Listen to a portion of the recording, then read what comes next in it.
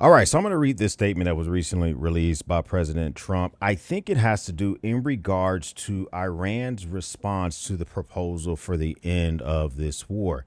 It's long. I'll put it on the screen, a little bit lengthy. Iran has been playing games with the United States and the rest of the world for 47 years, delay, and then finally hit pay dirt when Barack Hussein Obama became president. He was not only good to them, he was great actually going to their side, jetsetting Israel or jettisoning Israel and all of its other allies, and giving Iran a major and very powerful new lease on life.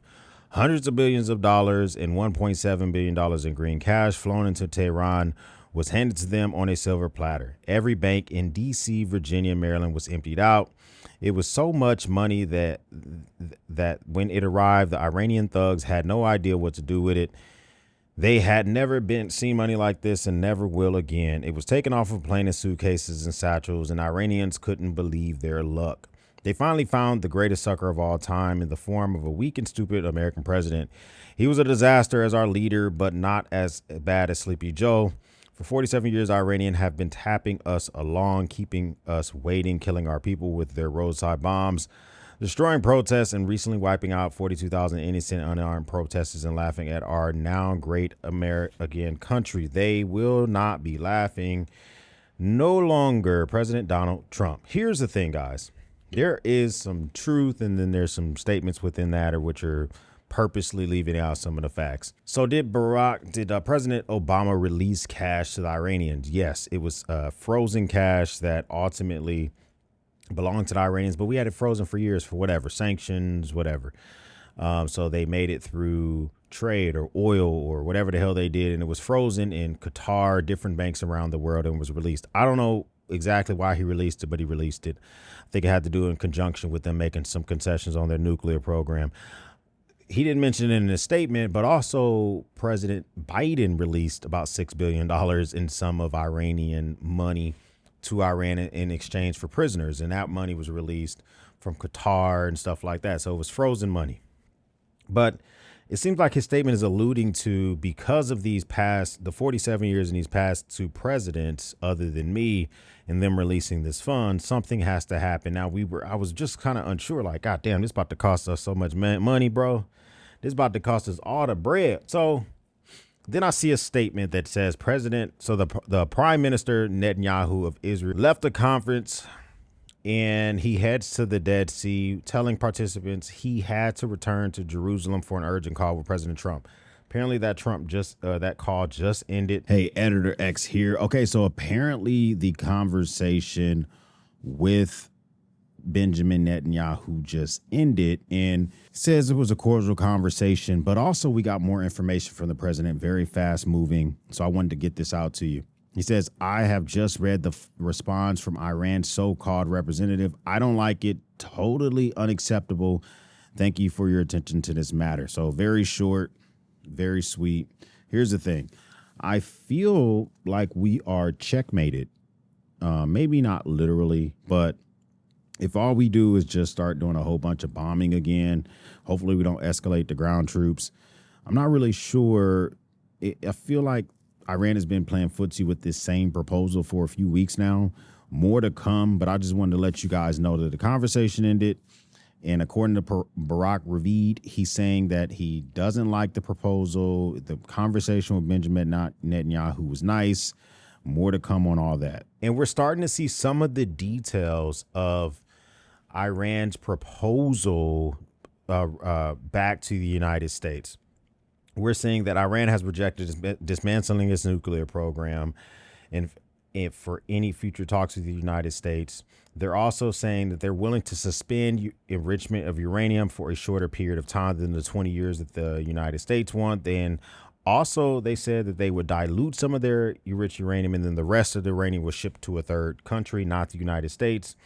And they would do a phased reopening of the Strait of Hormuz, but they would maintain control of it. I guess I don't know if they did any concessions that the United States wanted. What is all this looking like it's saying to me? This is looking more and more like we're going to be in it for the long haul, and it's going to cost us a lot of money. Because not only that, we're seeing those statements also coupled with statements from the president where he's saying that we must buy American, and he's conflating made in America and buy American. Those are two different things.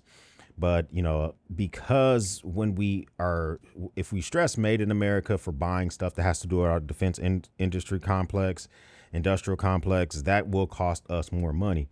If we do buy American, which are substantiated countries and we can traceability of parts, then it doesn't have to come from America. We can buy American from our partner countries, from trusted parts and sources, et cetera, et cetera. We know that we've depleted a lot of our stockpile when it comes to this war so far.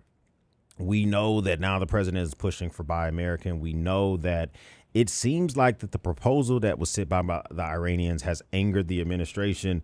And my guess is it's just going to be a lot more bombing. I'm not necessarily seeing a ground invasion incoming. I'm not seeing that yet. I am seeing that I think that the counter proposal sent back by the Iranians did probably anger the president in such a way that he's kind of like, okay, this ceasefire, as shaky as it is right now, is basically almost out the window. It gives me vibes that if you thought you had a ceasefire, you thought wrong. That's no longer something that's going to be under consideration. And so it does give me the vibes that we're about to be really in this for the long haul, in this for the long run. And so it does make me nervous that we're about to be spending a whole lot of money, in the possibility of loss of our equipment and loss of some of our soldiers, sailor, airmen, and Marines, and Guardians for that case, are unfortunately back on the table again, which does bring me a lot of pause. It makes me just very fearful of what could happen in the future. I think that the Wall Street Journal's reporting on this is pretty accurate. I'm seeing a lot of stuff all over the space that says Iran rejects dismantling nuclear facilities, offering a shorter enrichment moratorium. We don't know the number of years. They really want the U.S. blockade lifted. The blockade of the blockade still has me funny. I've seen this meme map that says us doing a blockade to the blockade just seems like one of the funniest things that we've done in a while. And I kind of agree with that. But it is something that we're currently doing. And is it something that we're willing to continue to do for the sake of ensuring that we still have 100%? The Iranians do exactly what we want them to do. I don't know if it's worth it for that. I'm not really sure if that's something that we really, really want to see as it stands right now. I do know that we need to really think about escalation if it's worth it in this case. I'm seeing a lot of people who are backing the idea of us escalating this further, really leaning heavy on the idea that for 47 years, Iran has been screaming death to America, death to America. They have been doing that. They've also taken prisoners, and they've also killed some of our troops. But I don't know if what we're about to do is going to be fully worth it for maybe not fully getting their nuclear capabilities completely quashed, completely taken out. This does feel like we are walking to an escalation trap that's just going to cost us a ton of money. The last 72 hours have been crazy kinetic in the Strait of Hormuz. We're seeing more European vessels that are flagged with European ships being hit. I think we got reports of a British vessel and possibility attacks on other European vessels. And the Iranians are seeming to get more and more ballsy in the Strait of Hormuz. I'm not really seeing, other than us saving face, why the escalation of this will continue, but it's going to.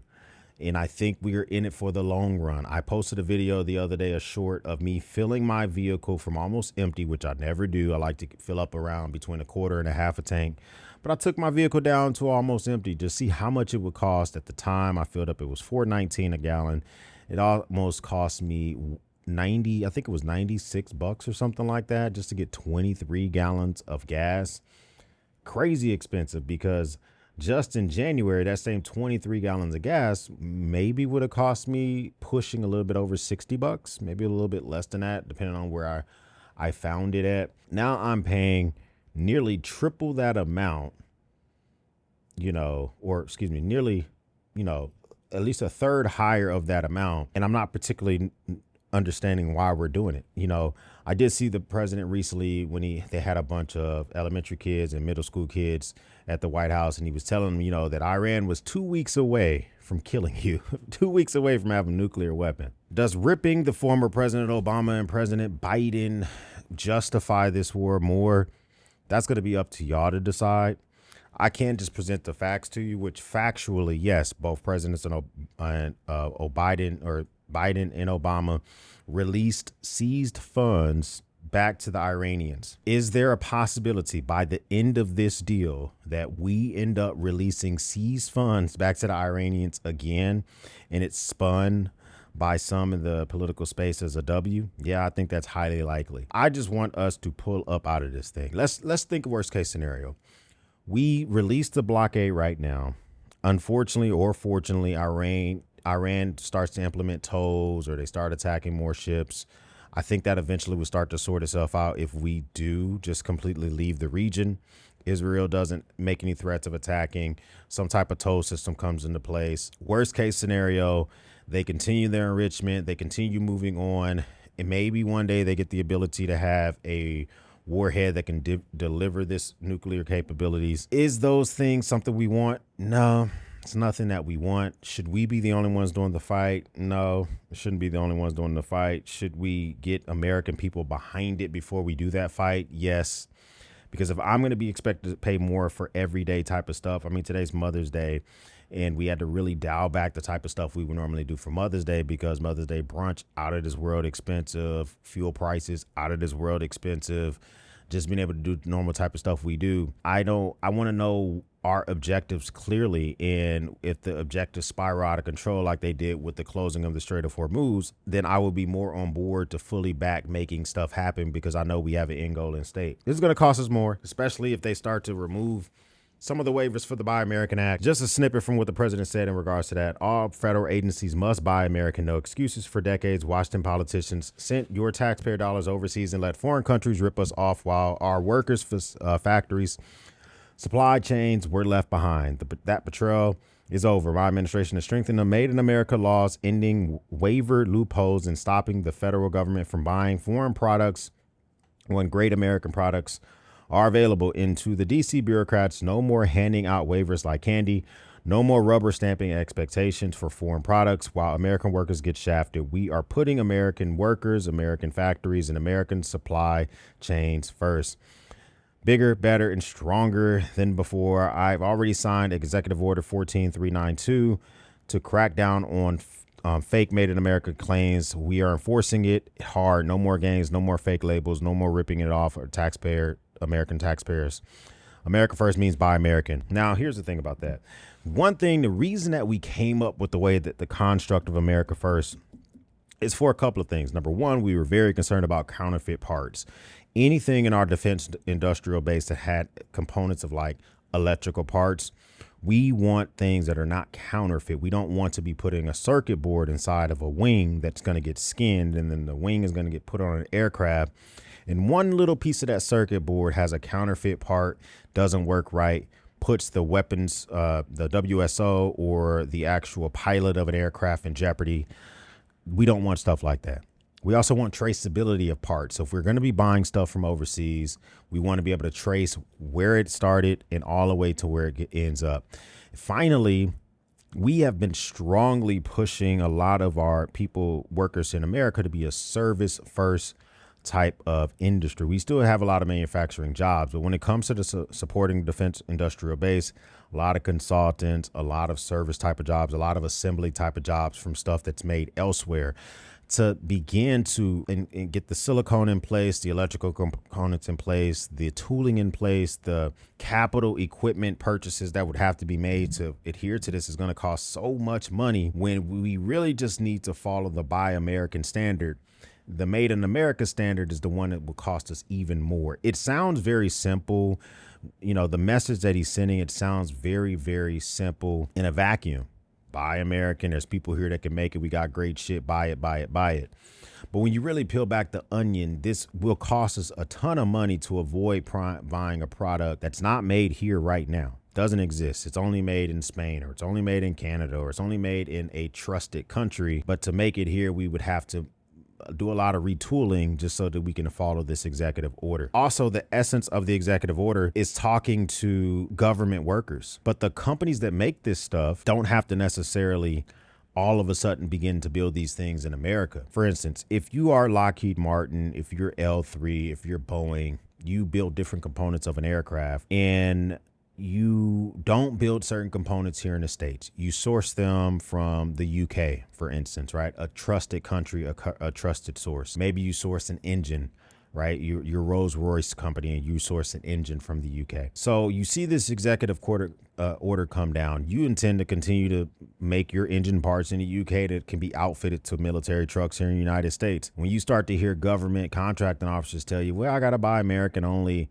and you're going to say, okay, well, there's nothing for you to buy. You got to continue to buy from us. This will likely either have companies shifting their prices or making capital gains investments to try to make stuff here in America. They're just going to pass that cost on to the American taxpayer. So I do support buying stuff in the States, but it will cost us more in the long run because it's not 100% fully set up. I foresee it wouldn't be fully ready to rock and roll until after President Trump is out of office for everything that we do when it comes to contracting in the United States. But hey, what do I know? Looks like we're about to spend a whole lot of money when it comes to this war, and a whole lot of money with restocking from what we've used in this war. But I want to know what you think. First time stopping by, hit the subscribe button. I would love to have you a part of the battalion. Leave your comment down below. Do you think that this is a good thing? Do you think this is a bad thing? It's like, hey, X not that big of a deal. You know, come Monday morning right before markets open, we're going to announce a brand new deal. Maybe that's what's about to happen. If this is not the first time stopping by, well, thank you once again for watching me run my grape.